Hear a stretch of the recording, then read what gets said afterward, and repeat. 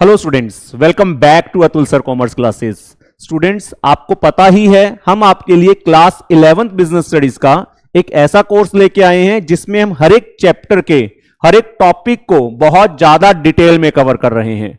Students, इसी course के अंदर हम फर्स्ट 2 चैप्टर्स को ऑलरेडी कवर कर चुके हैं और अभी हमारा 3rd चैप्टर चल रहा है जिसका नाम है private, public and global enterprises. Students, इस चैप्टर के अंदर भी हम पहले 2 टॉपिक्स ऑलरेडी कवर कर चुके हैं जिसमें हमने आपको डिपार्टमेंटल अंडरटेकिंग्स और स्टैट्यूटरी कॉर्पोरेशंस के बारे में बताया। स्टूडेंट्स, आज हम डिस्कस करेंगे गवर्नमेंट कंपनीज के बारे में। तो स्टूडेंट्स, देखते हैं गवर्नमेंट कंपनीज क्या हैं। तो स्टूडेंट्स, आपने नॉर्मल कंपनीज के बारे में पढ़ा है। अगर हमने किसी भी कंपनी को बनाना है इंडिया के अंदर तो उनको कंपनीज एक्ट 2013 के अंदर रजिस्टर्ड करवाना पड़ेगा और उसके बाद जो कंपनीज एक्ट 2013 के अंदर पावर्स दी गई हैं वो पावर्स वो यूज कर सकते हैं। मतलब उनको जो कुछ भी अलाउड है वो as per companies act 2013 allowed है। अब गवर्नमेंट कंपनीज में कोई भी नॉर्मल कंपनी है जिसको अंडर कंपनीज एक्ट 2013 रजिस्टर्ड किया गया है, उसमें अगर गवर्नमेंट 51% या उससे ज्यादा शेयर्स परचेज कर ले, मींस एनी कंपनी इन विच 51% और more than 51% of the paid up share capital is held by the government. It may be central government, it may be state government, or it may be the combination of central और state government. तो जहां पर government का share 51% या उससे ज्यादा हो जाएगा उसको गवर्नमेंट कंपनी ही कहा जाएगा। रूल्स सारे कंपनीज एक्ट के ही चलेंगे। मेमोरेंडम ऑफ एसोसिएशन में जो लिखा होगा, आर्टिकल्स ऑफ एसोसिएशन में लिखा होगा, उसके हिसाब से काम करेंगे। बट गवर्नमेंट का शेयर बस 51% से ज्यादा होता है, बाकी कोई खास डिफरेंस नहीं। नॉर्मल कंपनीज जो आपने पढ़ी बिल्कुल वैसे ही हैं। तो अगर हम डेफिनेशन की बात करें, according to section 2 sub section 45 of the Companies Act 2013, a government company means any company in which not less than 51% of the paid up capital is held by the central government or by any state government or partly by the central government and partly by one or more state governments and includes a company which is a subsidiary of government company. तो ऐसी company जिसमें 51% या उससे ज्यादा government के पास है paid up share capital, या ऐसी कंपनी जो गवर्नमेंट कंपनी की सब्सिडरी है। मान लो कोई एक और कंपनी है जिसमें गवर्नमेंट कंपनी ने 51% से ज्यादा शेयर्स ले लिए तो उस कंपनी को भी गवर्नमेंट कंपनी माना जाएगा। Government company is established under the companies act, वो मैंने आपको बताया। इसके लिए पार्लियामेंट में कोई स्पेशल एक्ट पास नहीं होगा, नॉर्मल जो कंपनीज एक्ट है उसके अंदर बनाई जाएगी। And is registered and governed by the provisions of the act. तो जो कंपनीज एक्ट के अंदर रूल्स एंड रेगुलेशंस गिवन है वही सारे गवर्नमेंट कंपनीज पे अप्लाई होंगे। These are established for purely business purpose, purely business करने के लिए बनाई जाती हैं। And in true spirit compete with companies in the private sector, private sector में जो बाकी और कंपनीज हैं उनके साथ compete करती हैं। गवर्नमेंट कंपनी में भी formed as a private limited, वो आपने बच्चे पढ़ा हुआ है। एक प्राइवेट लिमिटेड कंपनीज होती हैं, एक पब्लिक लिमिटेड कंपनीज होती हैं। तो गवर्नमेंट कंपनीज को भी as a private limited company भी बनाया जा सकता है, as a public limited company भी बनाया जा सकता है। The shares of the company are purchased in the name of the President of India. ये बड़ा इंपॉर्टेंट है, ध्यान रखना। जो उसके अंदर शेयर्स को परचेज किया जाएगा, 51% या उससे ज्यादा शेयर्स जो गवर्नमेंट परचेज करेगी वो परचेज करेगी इन the name of president of India. Examples की अगर मैं बात करूं, oil and natural gas corporation ONGC, ये एक गवर्नमेंट कंपनी है जिसमें 51% से ज्यादा शेयर गवर्नमेंट का है। कोल इंडिया लिमिटेड, ये एक गवर्नमेंट कंपनी है जिसके अंदर 51% से ज्यादा शेयर गवर्नमेंट का है। Power grid corporation of India, national thermal power corporation NTPC, gas authority of India limited GAIL। तो ये काफी सारी कंपनीज हैं जो गवर्नमेंट कंपनीज हैं जिसके अंदर की पब्लिक, नॉर्मल पब्लिक का भी पैसा लगा है, बट मैक्सिमम जो पैसा लगा रखा है वो गवर्नमेंट ने लगा रखा है। मींस 51% से ज्यादा जो शेयर्स परचेज कर रखे हैं वो गवर्नमेंट ने। स्टूडेंट्स, जैसे जो मारुति कंपनी है जब वो बनी थी तो एट दैट टाइम वो भी गवर्नमेंट कंपनी थी जिसमें मारुति के नाम से गवर्नमेंट का शेयर था। सुजुकी कंपनी जापान की थी, तो गवर्नमेंट का शेयर उसमें 51% से ज्यादा हुआ करता था, पर बाद में गवर्नमेंट ने अपना शेयर उसमें से कम कर लिया, इसलिए अब वो गवर्नमेंट कंपनी नहीं है। तो स्टूडेंट्स, देखते हैं गवर्नमेंट कंपनी के फीचर्स क्या होते हैं। First is formation. नॉर्मल जैसे कंपनीज एक्ट के अंदर रजिस्टर्ड करके कंपनीज बनाई जाती हैं, गवर्नमेंट कंपनी भी वैसे ही बनाई जाएगी। It is an organisation created under the companies act 2013 और any other previous companies act. वो आपको पता है 2013 से पहले कंपनीज एक्ट 1956 हुआ करता था। तो कंपनीज एक्ट के अंदर उसको रजिस्टर्ड करवा के बनाया जा सकता है, या तो कंपनीज एक्ट 2013 के अंदर रजिस्टर्ड होगा, या उससे पहले अगर कंपनी बनी होगी तो कंपनीज एक्ट 1956 के अंदर उसकी रजिस्ट्रेशन करवाई गई होगी। तो रजिस्ट्रेशन के बाद ही गवर्नमेंट कंपनी एग्जिस्टेंस में आ सकती है। देन सेपरेट लीगल एंटिटी, इसका एग्जिस्टेंस किसी भी मेंबर के एग्जिस्टेंस पे डिपेंड नहीं करता। ये अपने नाम से प्रॉपर्टी परचेज करेगी, अपने नाम से सेल करेगी। किसी ने केस करना है इसके अगेंस्ट करा जाएगा, कोई इसने केस करना है ये किसी के अगेंस्ट अपने नाम से केस करेगी। तो इसका एग्जिस्टेंस मेंबर्स या गवर्नमेंट के एग्जिस्टेंस से अलग होता है। The company can file a suit in the court of law against any third party and be sued, किसी के अगेंस्ट केस करना चाहे केस फाइल कर सकती है अपने नाम से, कोई कंपनी के अगेंस्ट केस करना चाहे केस कर सकता है।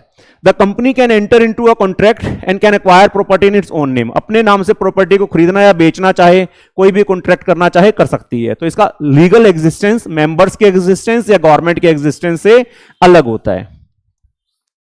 Then rules and regulations, basically इसमें कोई स्पेशल प्रोविजन नहीं है, गवर्नमेंट के रूल्स अप्लाई नहीं होते। जो कंपनीज एक्ट 2013 के अंदर रूल्स दे रखे होंगे वो रूल्स इनको फॉलो करने पड़ेंगे।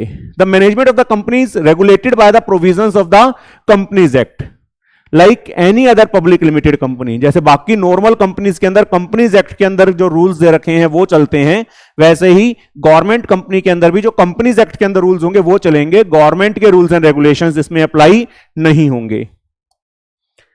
Then terms of employment, according to जो कंपनी ने अपने मेमोरेंडम ऑफ एसोसिएशन में लिखा, आर्टिकल्स ऑफ एसोसिएशन में लिखा, उसके अकॉर्डिंग कंपनी लोगों को नौकरियां देगी, उनको जॉब देगी। गवर्नमेंट एम्प्लॉइज नहीं माना जाएगा इनको, गवर्नमेंट के रूल्स एंड रेगुलेशंस इनकी सिलेक्शन के ऊपर अप्लाई नहीं होंगे। तो प्राइवेट एम्प्लॉइज ही माने जाएंगे, गवर्नमेंट के एम्प्लॉइज नहीं माने जाएंगे। The employees of the company are appointed according to their own rules and regulations, company के जो अपने रूल्स एंड रेगुलेशंस हैं उसके अकॉर्डिंग एम्प्लॉइज को सिलेक्ट किया जाएगा as content in the memorandum of association और आर्टिकल ऑफ एसोसिएशन। आप सभी को पता होना चाहिए कंपनी के अंदर दो बड़े इंपॉर्टेंट डॉक्यूमेंट्स होते हैं, memorandum of association, articles of association. तो जो मेमोरेंडम और आर्टिकल के अंदर रूल्स गिवन होंगे उसके अकॉर्डिंग लोगों को जॉब मिलेगी, गवर्नमेंट के रूल्स इसमें अप्लाई नहीं होते हैं। Then accounting and audit procedures, इनका अपना खुद का अकाउंटिंग प्रोसीजर है, इनके लिए गवर्नमेंट के रूल्स अप्लाई नहीं होते। हाँ, इनका एक ऑडिटर गवर्नमेंट अपॉइंट करती है और इनकी परफॉर्मेंस को पार्लियामेंट में डिस्कस भी किया जाता है, बट जो गवर्नमेंट कंपनीज के ऊपर जो डिपार्टमेंटल अंडरटेकिंग्स के अंदर अकाउंटिंग प्रोसीजर्स अप्लाई होते थे वो इन पे अप्लाई नहीं होते हैं। These companies are exempted from the accounting and audit rules and procedures, जो गवर्नमेंट के अंदर अकाउंटिंग या ऑडिट के रूल्स हैं प्रोसीजर्स हैं वो गवर्नमेंट कंपनी पे अप्लाई नहीं होते। An auditor is appointed by the central government, हाँ सेंट्रल गवर्नमेंट एक ऑडिटर अपॉइंट कर देगी। And annual report is to be presented in the parliament और द स्टेट लेजिस्लेचर, उनकी रिपोर्ट प्रेजेंट होगी, पार्लियामेंट में वो सबमिट करवानी पड़ती है या स्टेट लेजिस्लेचर में वो सबमिट करवानी पड़ती है। बट जो इनके अकाउंट्स बनाने के रूल्स और ऑडिट करने के प्रोसीजर्स हैं वो इनके अपने हैं, उसमें गवर्नमेंट का इंटरफेरेंस नहीं है। देन फाइनेंस, फाइनेंस कहां से मिल रहा है? शेयर्स इशू करके, उसमें से 51% से ज्यादा शेयर्स गवर्नमेंट ने खरीद रखे हैं, बाकी शेयर्स पब्लिक के पास हैं, तो इनको मार्केट से शेयर इशू करके पैसा रेज करना भी अलाउड है। मतलब नॉर्मल पब्लिक से भी ये पैसा मांग सकते हैं, जहां की डिपार्टमेंटल अंडरटेकिंग्स या स्टैट्यूटरी कॉर्पोरेशंस मार्केट से पैसा शेयर्स इशू करके रेज नहीं कर सकते थे। The government company obtain its funds from government shareholdings and other private shareholders, government ने शेयर्स खरीद के इनको पैसा दिया है और बाकी प्राइवेट शेयर होल्डर्स ने भी शेयर्स खरीद के इनको पैसा दिया है। It is also permitted to raise funds from the capital market, capital market मतलब शेयर मार्केट, अगर इनको शेयर मार्केट से पैसा रेज करना है तो वहां से भी वो पैसा रेज कर सकते हैं। तो इसके कुछ मेरिट्स हैं, फायदे हैं। फर्स्ट, इजी फॉर्मेशन, अगर आपको स्टैट्यूटरी कॉर्पोरेशन बनानी थी तो उसके लिए पार्लियामेंट में एक्ट पास करना पड़ता, जो कि बहुत मुश्किल प्रोसीजर है, एग्री करें या ना करें लोग, अपोजिशन एग्री करे या ना करें। बट इसके अंदर आपको बनाने में कोई प्रॉब्लम नहीं है, क्योंकि कोई एक्ट पास करने की जरूरत नहीं है, सिंपली बस आपको कंपनीज एक्ट के अंदर इसको रजिस्टर्ड करवाना है, तो इसको बनाना बड़ा आसान सा है। A government company can be established by fulfilling the requirements of the Companies Act. आपको बस कंपनीज एक्ट के अंदर जो प्रोसीजर दे रखा है उसको फॉलो करना पड़ेगा। Separate act in the parliament is not required, आपको पार्लियामेंट में कोई स्पेशल एक्ट पास करने की जरूरत नहीं है। तो इसको बनाना स्टैट्यूटरी कॉर्पोरेशंस के बनाने के कंपैरिजन में काफी इजी है। Then independent status, it has a separate legal entity apart from the government, इसका गवर्नमेंट से कोई लिंक नहीं है, मतलब कोई इसकी डिपेंडेंस गवर्नमेंट के ऊपर डिपेंड नहीं करती। It carries on business activities like any other private company, तो किसी भी प्राइवेट कंपनी की तरह अपना काम कर रही है, तो इंडिपेंडेंट स्टेटस है, does not depend on the government, government पे डिपेंड नहीं करती है। जैसे प्राइवेट कंपनीज कंप्लीटली फ्री होकर अपना काम करती हैं, वैसे ही गवर्नमेंट कंपनीज भी कंप्लीटली फ्री होकर अपना काम करती हैं। देन ऑपरेशनल ऑटोनॉमी, मतलब अपने डिसीजंस खुद लेना, बिजनेस सिचुएशंस को ध्यान में रखते हुए, अपॉर्चुनिटीज को ध्यान में रखते हुए, रिस्क को ध्यान में रखते हुए अपने डिसीजंस खुद लेना। तो गवर्नमेंट कंपनीज अपने डिसीजंस खुद लेती हैं, गवर्नमेंट के ऊपर वो डिपेंड नहीं है। तो they are having operational autonomy means freedom, तो इनके पास अपने डिसीजंस लेने की फ्रीडम है, इनको बार बार गवर्नमेंट से पूछने की जरूरत नहीं है। It enjoys autonomy in all management decisions, अपने डिसीजंस खुद ले सकती हैं।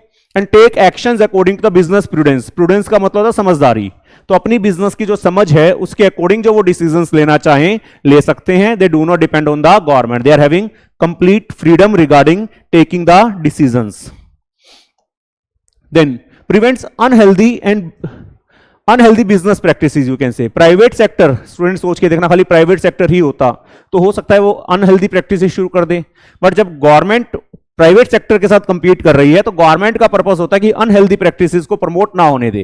तो it make sure that customers को अच्छी क्वालिटी के प्रोडक्ट्स मिले, रीजनेबल प्राइसेस पे मिले और कस्टमर्स का कोई एक्सप्लॉयटेशन ना कर पाए।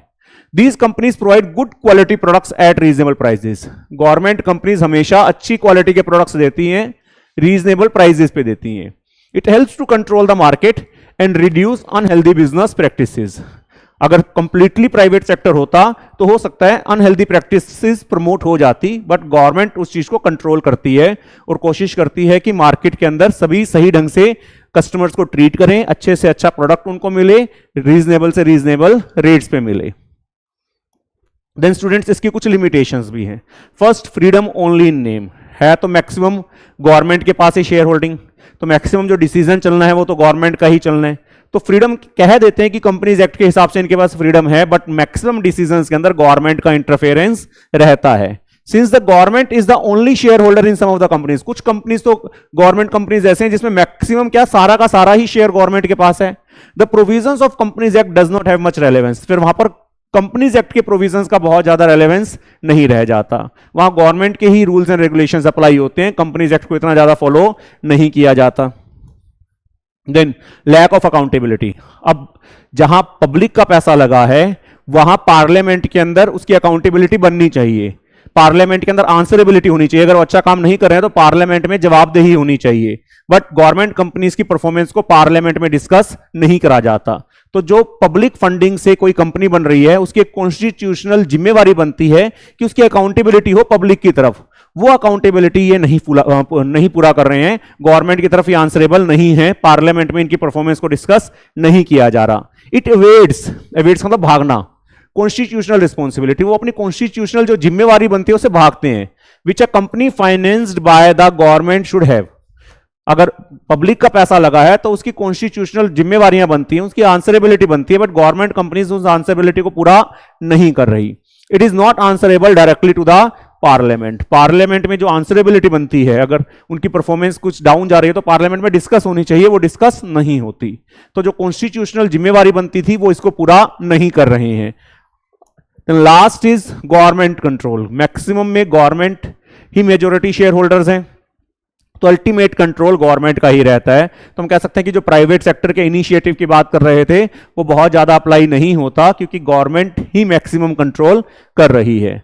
Being a major shareholder, the government controls the whole management and administration. Majority shares government के पास हैं, तो इसका मतलब मैनेजमेंट जो है वो किसके हाथों में होगी, गवर्नमेंट के ही हाथों में होगी। It defeats the main purpose of registering it under the companies act, तो जो आपने कंपनीज एक्ट के अंदर रजिस्टर्ड करवाया था कि प्राइवेट सेक्टर की फ्लेक्सिबिलिटी आ जाएगी, ऑटोनॉमी आ जाएगी, इनिशिएटिव आ जाएगा, वो पर्पस हमारा डिफीट होता नजर आता है।